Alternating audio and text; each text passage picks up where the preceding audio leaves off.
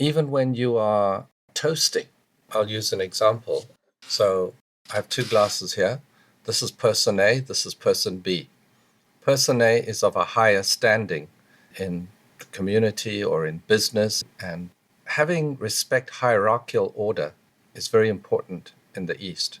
So when you are toasting, this person B must never have their glass higher.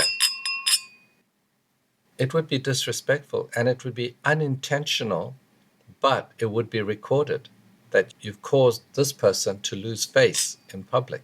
So you often see this person, I respect you more, so they'll go down, and then this person will go down, and that person. Keep lowering the glasses. And I've literally seen people on their knees, Natalie.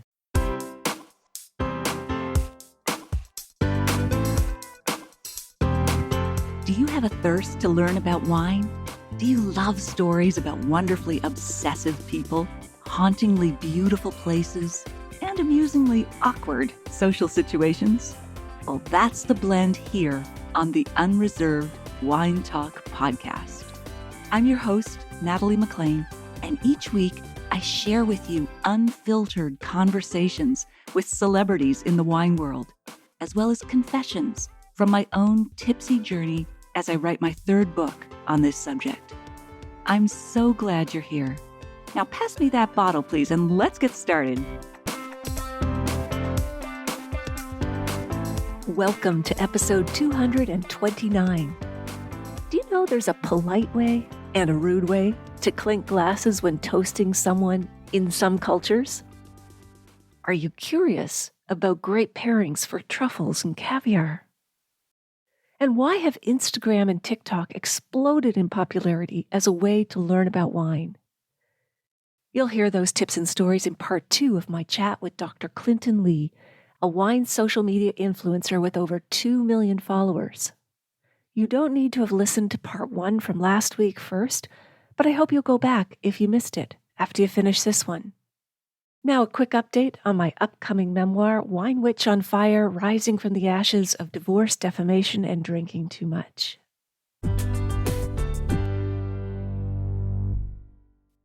So my publisher and I have just published a companion guide to my memoir, and it's for book clubs, wine groups, and individual readers of the book. It has lots of discussion questions, plus tips on how to organize an informal wine tasting, as well as wines from the book, plus more, along with the links to my latest tasting notes and food pairings. And I must say, it looks beautiful. The publisher had the design team create a custom cover as well as formatting the interior pages beautifully. Those who've seen it believe that we could charge for it, but we're not. So you can get this guide for free at winewitchonfire.com/guide. I'll also link to it in the show notes. Here's a review from Alain Shamsi, an early reader from Ottawa. Sadness, joy, anger, bewilderment. A roller coaster of emotions as we follow Natalie on her voyage of self-discovery and affirmation as she deals with heartbreak, rediscovers love, finds her voice, and takes on the misogynistic wine establishment. Those cowards don't know what they've unleashed. Quite the ride. Personally, I was aware of some of the issues in the industry, but not the scope of the problem. That such influential people could behave in such an inappropriate way left me gobsmacked. There is no place or time for this sort of behavior, and it needs to be confronted at every turn by all of us. My favorite part, I like her writing style, the humor, and how she intersperses it with wine tidbits here and there. This is more than a book for her, and that shows in a very good way. 5 stars. Thank you, Alain. In the show notes at nataliemclean.com/229, I've posted a link to where you can pre-order the book online now, no matter where you live. This is also where you'll find all of the juicy bonuses you get when you pre-order the book, as well as the book club guide. Okay, on with the show.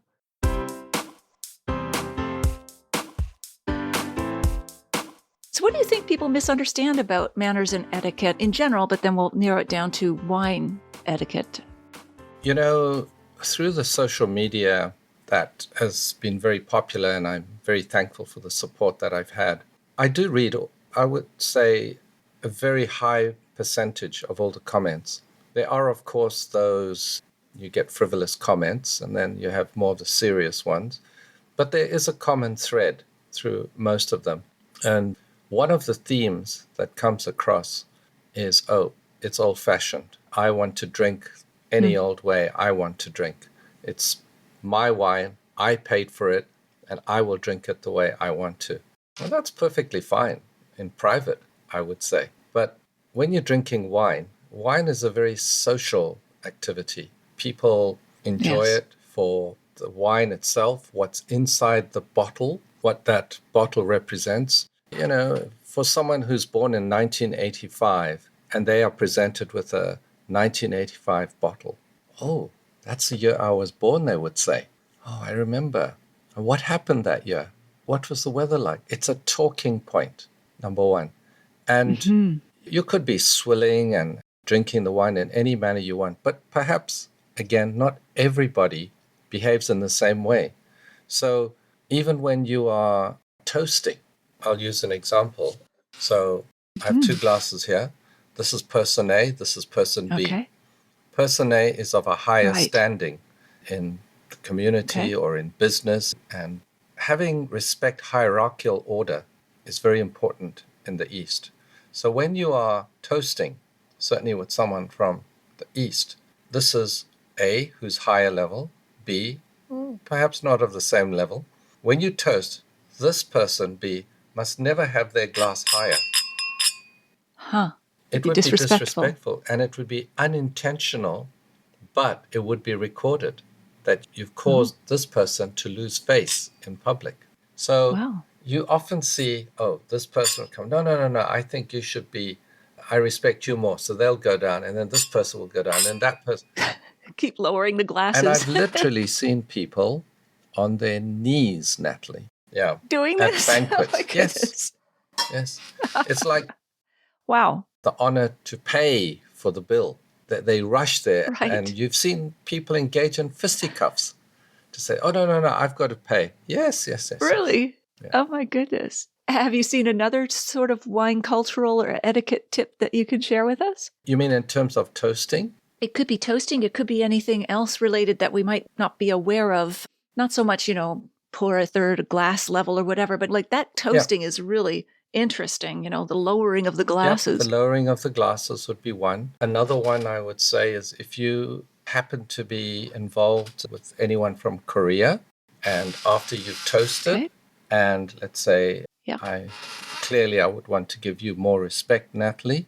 So instead of drinking it like that, I would use my one hand that's not holding the glass, turn away from you, Okay. and drink it. So Oh. you don't see me drinking in front of you. Oh. So you'd I'd shield the glass with, for those who are listening on the podcast. Yeah. Okay. And I would turn my face away from you. Huh. Okay. Would you do that with food Yes. as well? No, just when you're drinking. Just the wine. And why not with food? But with wine, you do well, that. Do you know? I think it's rather impractical with food all the time, if you're turning. But Okay, with wine, sure. It's a lot easier. Yeah. Interesting. So these are some of the customs That's a good one. that you go through. And some customs, you would never pour your own wine. Certainly maybe in the Western world, would you like some more wine, Natalie? I'd pour for you, and then I'd pour for myself. Certain countries, I would pour for you, meaning that I'm politely asking you to please pour the wine for me, because it's bad manners for me to Okay. pour my own wine. Oh, interesting. Okay. Wow. I love that.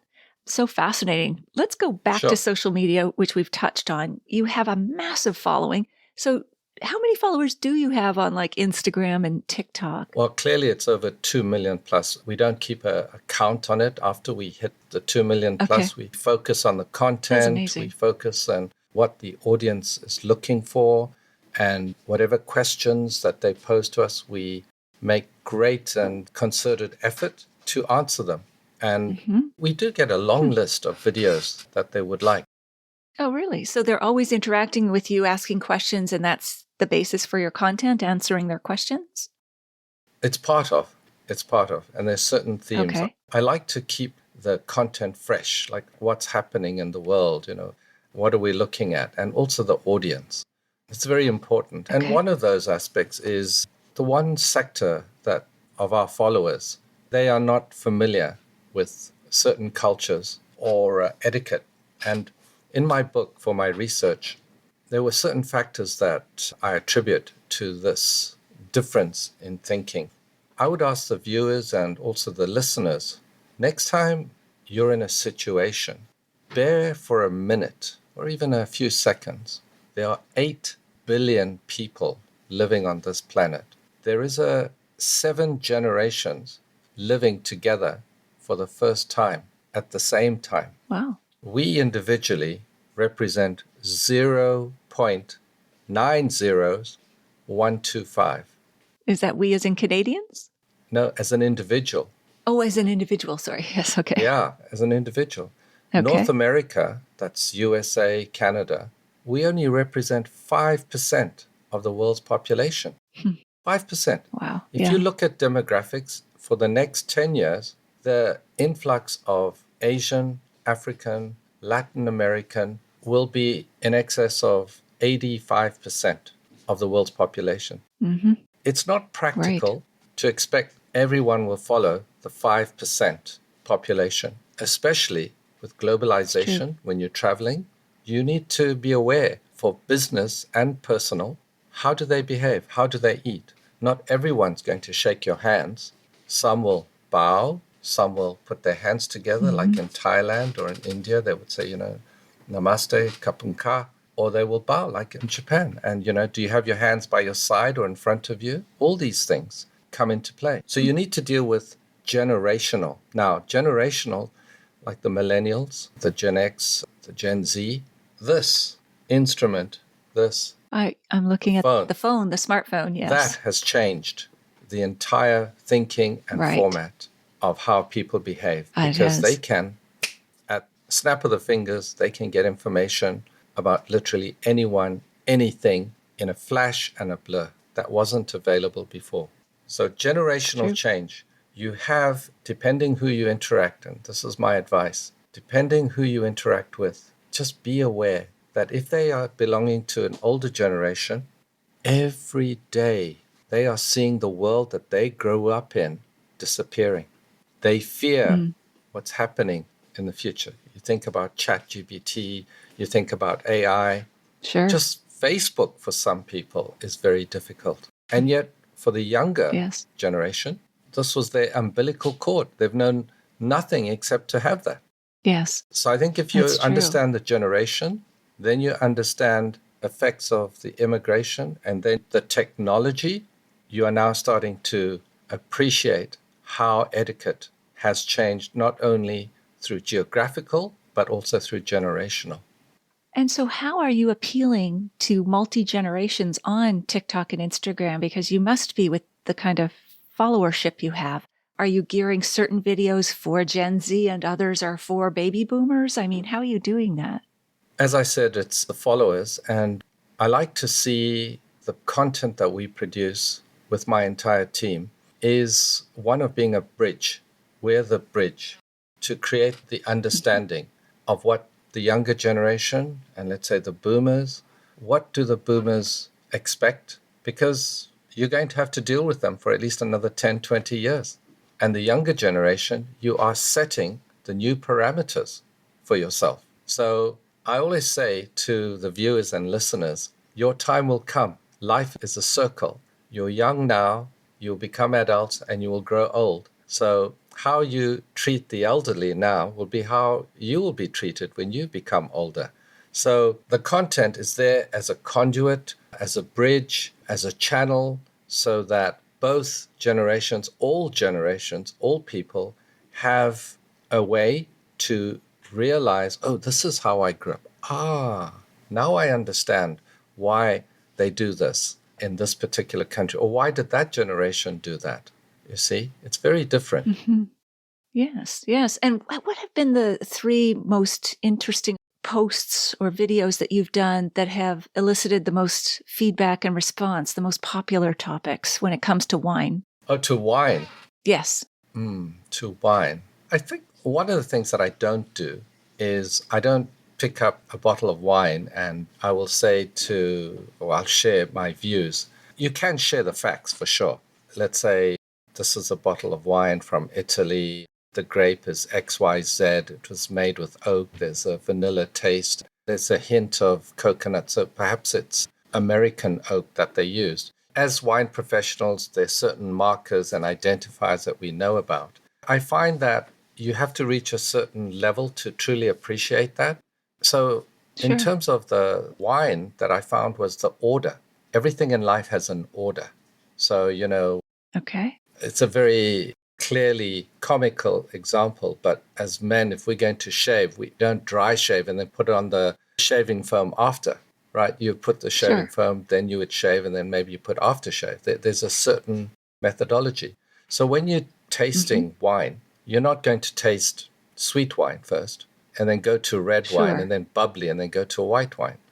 So I think that was one of the more popular videos where I suggested, you have light before full-bodied wines, you have white before red wines, you have dry before sweet.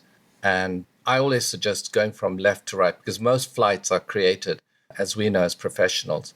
You have your lightest wine and your driest wine, always starting from the left. And wine flights generally start from left to right. Yeah. So because you always want to drink up sensorially. Yeah. So that was video relating to wine. But if you're talking about etiquette, I think the one would be the one about how to eat your bread to lunch or a dinner. Oh. If you're given you often get the complimentary bread with the butter. And how would you eat the bread? So, and that one garnished 14 million views. It was my reported goodness. from Australia to New Zealand to Scotland, England, South Africa. And one of the headlines said, Etiquette Master lets you know that you've been eating your bread incorrectly all these years. Doing it all wrong. Doing it all wrong. Yeah. And I say to you, if you want to eat your bread in a certain way, do so. But just be aware that others may not, and it may give them a different impression of you. And if you couldn't care less how they think about you, then that's up to you. But in the majority of cases, people do care.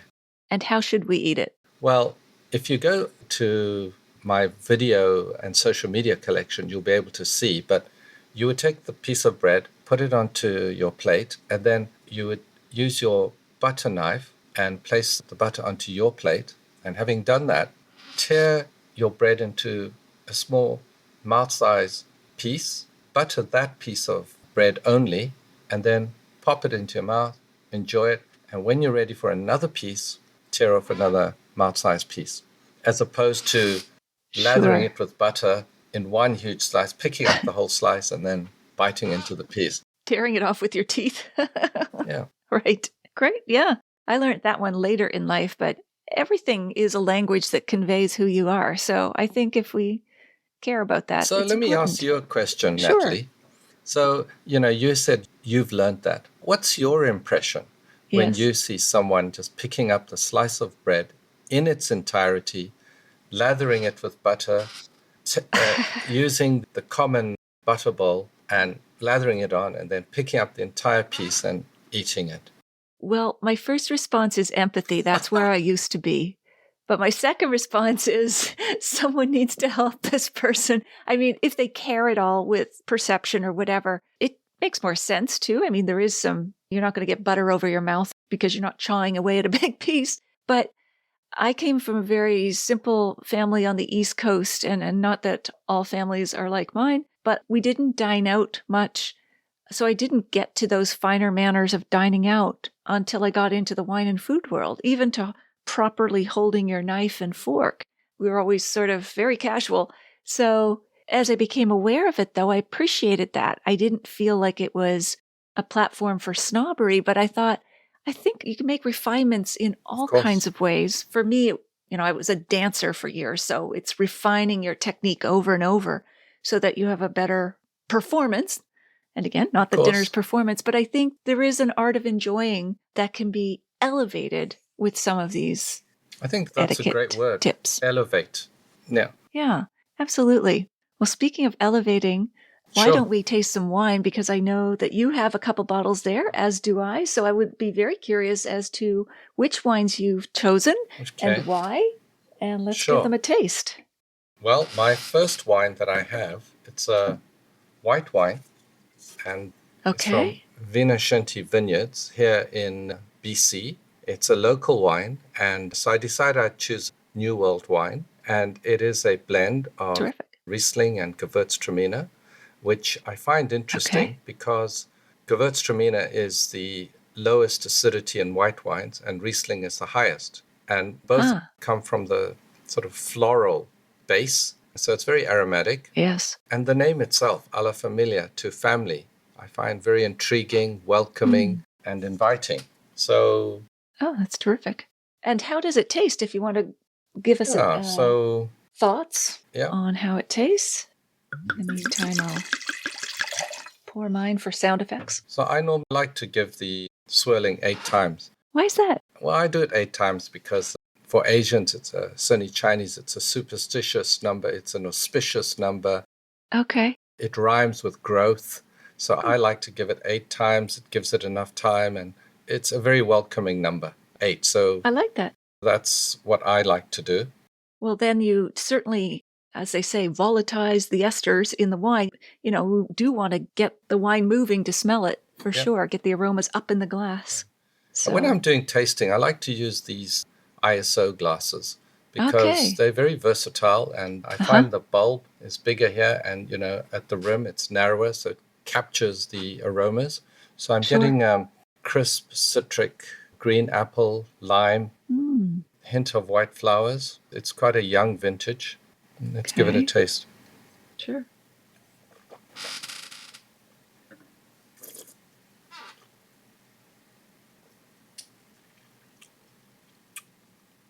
Definitely has those floral, lychee, and I'm even getting it on the palate. Good acidity, not as searing as a pure Riesling, but not as dull as Gewürz.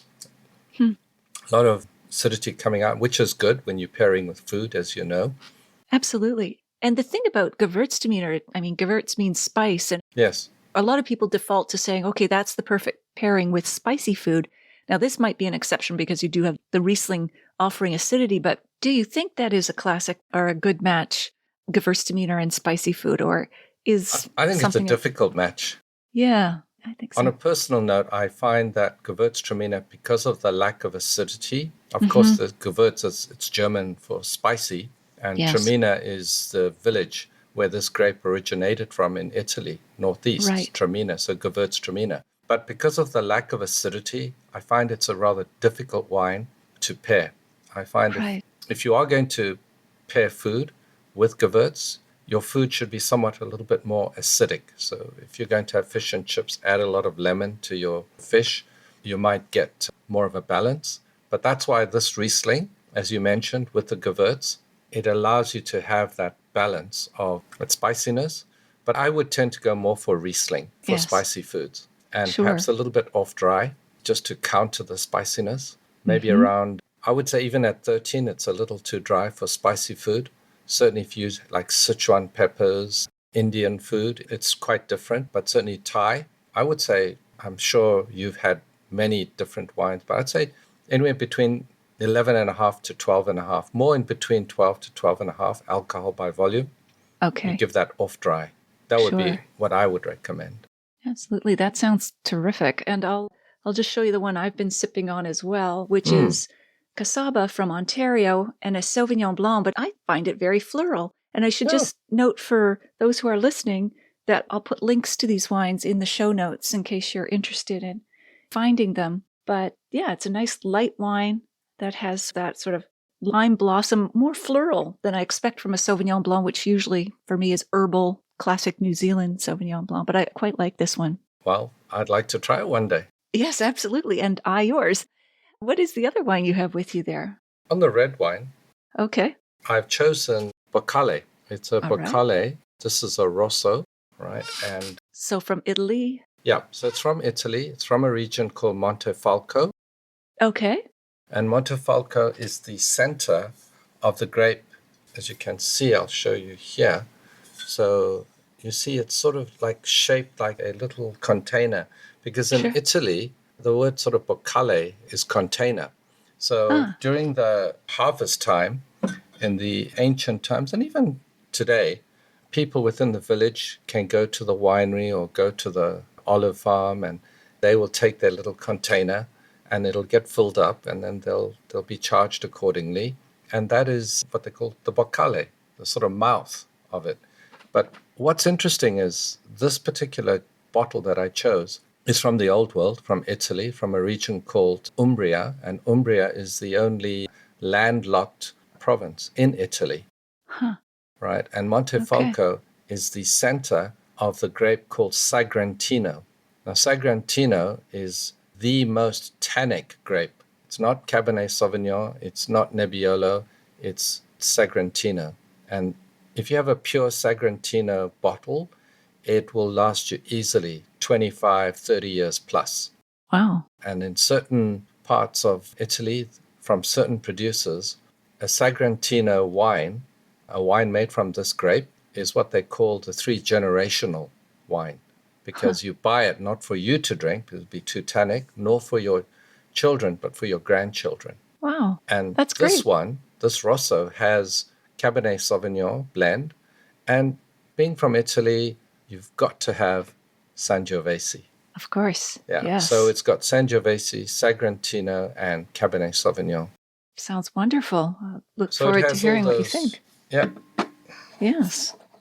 I'm going to pour my second wine, which is actually from BC. While you're Okay. sipping on that one, I'll just show the camera, but also for those who are listening, Vinoscenti Vineyards, which is the V series, and it's very floral wine as well. But let's go back to you, Dr. Lee, after you finish Yeah, sipping there. I have indeed.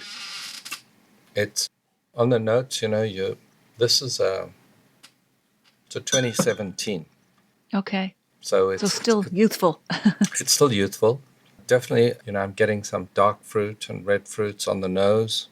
I'm even getting a little bit of that classic Sangiovese, that sort of touch of herbal spice. Mm-hmm. And on the mouthfeel, it's medium. But what's interesting is the tannins are still quite grippy. So you've got that Sagrantino, you've got the Cabernet Sauvignon, and the Sangiovese sort of mellows it out, just a hint of that licorice. Right. Would you decant this? I would, actually. Okay. Even though it's a blend and it's had 6 years, I think Okay. decanting this would make it more appealing. Mm. Yeah, but this would go well with any roasted pork, steak, the specific way that the Italians make it. Very versatile. So it's an old world wine. It has some very classic grape varietals. And I've had the great fortune of visiting this particular winery. And Lovely. the owner of this winery used to be the ex-mayor of Montefalco. Ah, okay. So, his name is Valentino Valentini, exceptional gentleman. And I was held a great deal of respect for him because during his tenure as the mayor of Montefalco, he was also responsible for securing funds to leave a lasting legacy in the town and area of Montefalco of a museum, Oh, which visitors today will be able to see. So you're not only getting the culture, the very unique grape, but the history is now for generations to come. And wonderful. I think that's what wine is also part of. It's the history and etiquette. Absolutely. It's all wrapped in there. And would either of these wines pair well with truffles or caviar? You have specialty courses on both of those delicacies. And if not, what would you pair, say, with truffles? We're talking the fungi kind, not the chocolate kind, and caviar. I think this would go well. They've got the Rosso. If it was this particular glass, I would say yes, it would go with the truffles and like a beef carpaccio, with slithers of truffles coming out. Mm-hmm. If you were to take the pure 100% Sagrantino, my sense is it might be overwhelmed, that the taste of the truffles and the carpaccio, I wouldn't go for a full 100% there. So certainly in that sense, this red. I think the white, I think that Alla Famiglia will go with the truffles, and that would be a good pairing. To go for a good Burgundy or a Oregon Pinot, or Oh, even okay. Central Otago in New Zealand. I think they would match well. And we've got some great wines in Canada as well. Sure. Yeah. Absolutely. And what would you pair with caviar? Caviar? Well, I would say champagne Oh, yes. would be one. It depends which champagne, of course. Which one would you pick? Well, I recently was I gave a presentation, and the one that I chose was a Blanc Salmon Okay. champagne, which just paired superbly. It was like a supermodel walking down the ramp, and just the clothing was elegantly swaying with each stride, and that's how it felt when you were tasting the beluga. So as you know, you've got Ceruga, Osetra, and Beluga, and each one has a different taste field. They're very unique. It's like a grape. So Right. the size, the shape, the flavor. But I was matching the Beluga with the Blanc Salmon. It was a That's sort of such a classic rosé. champagne. Yes. Yeah. So beautiful. Oh, the rosé, yes. Mm-hmm. So would this Alla Familia work with it? I think there's enough acidity, but perhaps you would want to go. It could, but I think it would match more with the Osetra. Okay. Yeah. Okay. The red, no, I would stay away. Yes. And of course, there are those that enjoy caviar with straight vodka. Ah, yes, that's true. And what is it in caviar and perhaps other seafood dishes? Is it the iodine fighting with the tannin in red wine? Is that why they clash?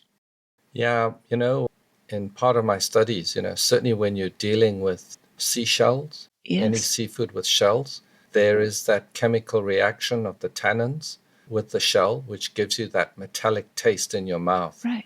It's a Right. little bit like for those who may have tried Zipperclone, that sleeping tablet, which some people like to take when they're going on long haul trips. When you wake Okay. up in the morning with that, you have that metallic taste. Huh. And that's why red wines don't go well with shellfish. And it's not something that I would recommend Okay. with caviar. Yeah. Wow. Oh my goodness. Such a vast education and so many great tips. I can't believe how quickly this time has gone, Dr. Lee. So I want to get to a couple of questions before we round up. There's just so much I would like to ask you. Well, just before we move on, I just want to share Yes, with you please. our caviar. So we have caviar, truffle, cigar courses, and they've proved immensely popular. I'll bet. We have some world-class champagne and caviar participants and guest speakers, and they've taken all our courses. And our courses have been taken from as far away as, Mendoza, Santiago in South America to Singapore to Hong Wow. Kong and all across the United States and Europe. So it's all online. Oh, So that's sure. fantastic. Yeah. And that specialization, I mean, it's just who doesn't want to dive into caviar and truffles and champagne? Well, I'll just share a quick story with you. Sure. One of our fans wrote, they sort of sent on social media, sent a message. They said, "Thank you very much. Whenever I traveled on Emirates first class and they would give me the caviar, I wouldn't know how to eat it. So I would slide the door so they wouldn't see me how I ate it. But now, after taking your course and watching your videos, I feel much more confident." And that Oh, that's warms my wonderful. soul because Yes. part of what you and I do is to share our experience, educate, and in turn, we feel by the comments that come back, it's reciprocated. We learn Yeah. as well. Our base is broadened. Absolutely. So, yeah. And to deepen someone's pleasure because now they have confidence, whether it's to experiment or not to close the door when they're eating caviar, to simply Yeah. enjoy it. Yeah. Absolutely. Yeah. They'll have to take your course to find out how to eat caviar correctly. So, is there anyone in the world that you would love to share a bottle with, living or dead? Who would that be and why? And more importantly, or just as importantly, which bottle would that be? Well, it would be, I've always had the deepest respect for philosophers, as opposed to a singular person. It might be Aristotle, Marcus Aurelius, maybe Machiavelli and Confucius all put together. Wow. Because I think you have this vast reservoir of highly intellectual individuals whose works and writings have permeated through the centuries and millennia. Yes. And yet today, we are still affected by them. That's true. That's true. Their legacy remains. Yeah. And in what wines? I think Yes. Romans would drink wine with their food, although somewhat diluted. The Greeks would have their wines after their meal. That's why it's called symposium. And, they Huh. would go and lounge out. And then I think Confucius would be a little bit more circumspect, and he might have more of a sweeter palate. So Machiavelli, I think it would depend on what the company and the food they had. So given, let's say, it was some meats, perhaps some duck, I think they all ate duck anyway, a Pinot Noir, I think, would go well. Although Aristotle, he might go for his lamb. So I think one should have a variety, maybe two, a heavier red and a lighter red. Well, then they could debate which pairing goes well and have some sort of dialectic and come to a conclusion. But I think you would have to remind Machiavelli not to pour his own wine. He would think that's expedient, but you would say, no, that's not how it's done, Machiavelli. That's true. The prince. Yes, exactly. All right. So is there anything that we haven't covered that you'd like to go over? I'm going to ask you for your website and your socials and all that sort of thing, but is there something else you wanted to mention as we wrap up? Yeah, thank you for that opportunity, Natalie. Sure. It's been a real pleasure being on your show. And thank you. I do follow it and I listen with great interest. I would like to share to our viewers and listeners that you may believe that what you do is not important, but it is. It's very important, and it contributes to the fabric of our society, singularly and also collectively. If you can just be aware that we are living in a world with many different generations and different viewpoints and how they grew up, and if you can consider just 2 points, what situation are you in and what is the environment? So as a quick example, you could be in a particular country where you're in the city. That's your situation, and you are meeting more refined, sophisticated individuals because that's the environment. You're in a business meeting. Now, you could have the same situation but in a rural setting. The environment is quite different, but you're in the same country. So just remember what situation and what environment and what you do is very important, and show tolerance towards one another. Lovely. What a great gift of parting advice. That I love that. Thank you. I too have enjoyed this, Dr. Lee. Where can we find you online? Well, online, our website is apwazi.com, and Apwazi stands for Asia Pacific Wine and Spirit Institute. That's an acronym, apwasi.com. And on the social media platforms, you'll find us under Apwazi Wine. On YouTube, it'll be Apwazi Channel. And we'll put links to all of that in the show notes. And then your book, is it available yet for pre-order, or will that come later in the year? It is available for pre-order, and I'm delighted to say that it is racing up the charts within the top 100 on the Amazon. Yeah. Oh, so wow. That's terrific. Yeah, it's only available in hard copy. The North America release is, I'm told, on September, and the global release is in October, but you can buy it right now. And it covers aspects within the book of what you can do to make yourself more approachable, what are the key elements that you need to consider, and then there's sectors on how to meet, how to greet, the wining aspect, the dining aspect, and of course the business arena that you'll be in, and how to deal with the different situations. You certainly will walk away more confident. Yes, it sounds wonderful. And is it Mastering the Art of Manners? Yes, Mastering the Art of Manners. It's by Dr. Clinton Lee. Yes, from Page Street Publishing, and my distributors are Macmillan. Oh, there you go. Great distributor. That's great. Well, congratulations on the launch of that and its imminent success and already climbing the charts. That's terrific. And we'll link to that too in the show notes, Dr. Lee. It's a real pleasure having been on your show, Natalie, and thank you very much for that. Well, I raise my glass to you, but if we do what you suggested, both of our glasses are going to be out of the frame soon. Well, but thank you so much, Dr. Lee. This was wonderful. I really enjoyed our chat. It's been an immense pleasure, and your vibrant personality is not only bubbly, but warm, and thank you for all the sincerity. Well, thank you, Dr. Lee. That's wonderful. Cheers. Cheers. Okay. Bye for now. Bye-bye.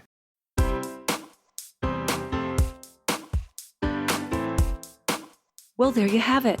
I hope you enjoyed my chat with Dr. Clinton Lee. Here are my takeaways. Number 1, I found it fascinating that there's a polite way and a rude way to clink glasses when toasting in some cultures, and it's almost funny that people can go down to their knees trying to out-polite each other. Also, in certain places, it's bad manners to pour your own wine. Number 2, I enjoyed Dr. Lee's pairings for truffles and caviar. And number 3, it is amazing how Instagram and TikTok have exploded in popularity as a way to learn about wine. In the show notes, you'll find a full transcript of my conversation with Dr. Lee, links to his website and social media channels, and the video versions of these conversations on Facebook and YouTube Live, and where you can pre-order my memoir online now, no matter where you live, and get the free book club guide. That's all in the show notes at nataliemaclean.com/229. Email me if you have a sip, tip, or question at natalie@nataliemaclean.com. If you missed episode 7, go back and take a listen. I chat about going inside the world of wine with Bianca Bosker, author of the best-selling book, Cork Dark. I'll share a short clip with you now to whet your appetite. One of the things that was really revelation is the fact that many of these high-end restaurants are judging you even more than you're judging them. They're Googling you before you come in. They're keeping extensive logs on what you order, your pet peeves, personal preferences, your relationship to the restaurant. If you spend a lot of money, you could be a wine PX, which is short for Personne Extraordinaire. If you're a temper tantrum, you might be an HWC, which is short for Handle with Care, or SOE, which is a sense of entitlement. On the surface, it can seem perhaps mercenary, but they are businesses. I mean, liquid keeps restaurants liquid. I've heard it said that the sommelier doesn't sell the bottle to the customer. The sommelier sells the customer to the customer. Not in a manipulative way, but I see you and I think this is you with the wine. And of course, the old adage is customers will eat you poor and drink you rich.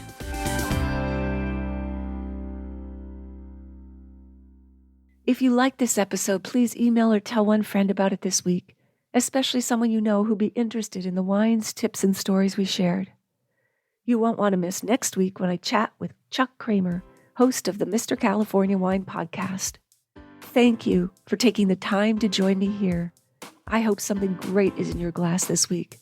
Perhaps a lovely floral Gewürztraminer.